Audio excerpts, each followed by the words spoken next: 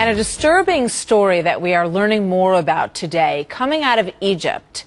A young Coptic Christian girl was shot dead on her way home from a Bible study class. Her killers apparently targeting her because of her religion. And we're seeing more and more of this kind of attack against Christians in Egypt. She was 10 years old.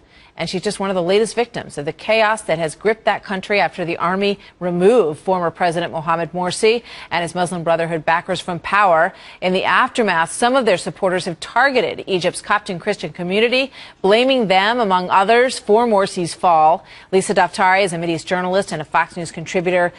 Lisa, welcome. Good to have you here. Such a sad story about this 10-year-old girl, and she really is becoming symbolic in some ways of a deeper attack that's going on, a physical, violent attack and killing against Christians in Egypt. Right, absolutely. And since, Christian persecution has been commonplace in Egypt, being a predominantly Muslim country, but just since Morsi's 1 year in power, and more so since the June 30th uprisings in Egypt, we've seen a surge of attacks against Christians living in that country. It's not a safe place for them anymore.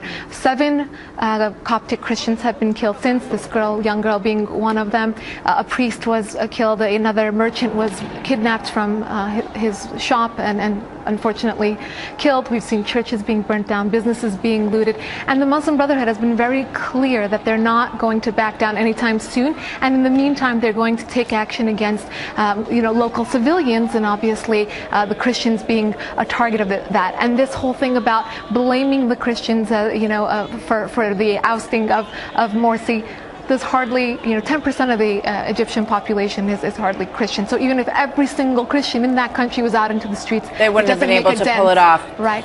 I was reading from quotes from her mother, this little girl's mother, and she, of course, is heartbroken. She said her daughter was the center of their lives. She was their future. She and her husband had talked about their concerns about safety in Egypt, but they had decided this is our home, this is where we're going to stay. And she was on her way home from a Bible study class, according to these reports. This is the common thing that you hear from a lot of Christians that I speak to in Egypt, where they know that they're not safe. They know that they're targeted, but at the same time, they're Egyptian. That's their culture.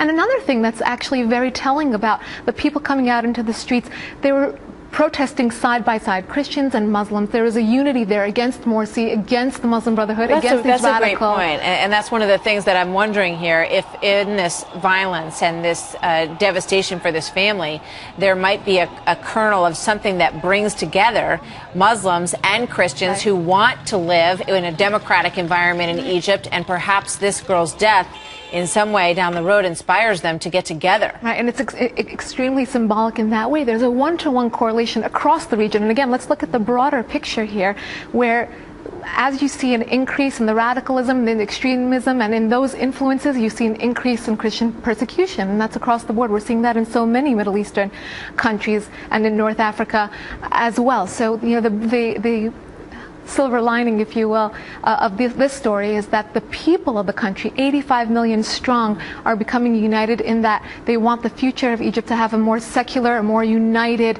approach, and to have them living side by side. You think back to the beginning of the Arab Spring and the support that the administration and the president and so many others had for the freedom fighters who wanted to have democracy. So now we've gone through this very difficult period. How helpful would it be? How much would the Egyptian people want the president and America to stand up and say, do not kill Christians in the street, do not, persecute these people, we support them, and their plea and desire for real democracy? And as witnesses of this Arab Spring and its aftermath, we failed in that way, and we've failed the people of Egypt, who are now mad at us for everything, because when they came out into the streets, we asked Mubarak to step down. We didn't support the people. Morsi came, we wanted to cozy up to the Muslim Brotherhood. So at every turn, the Egyptian people feel as though we've turned our backs on them. And this is the time. This is such an organic, grassroots, very pure movement where we're actually seeing the Christians are taking a stake in their country. They went onto the streets because they believe in the future of Egypt. We're seeing the Muslims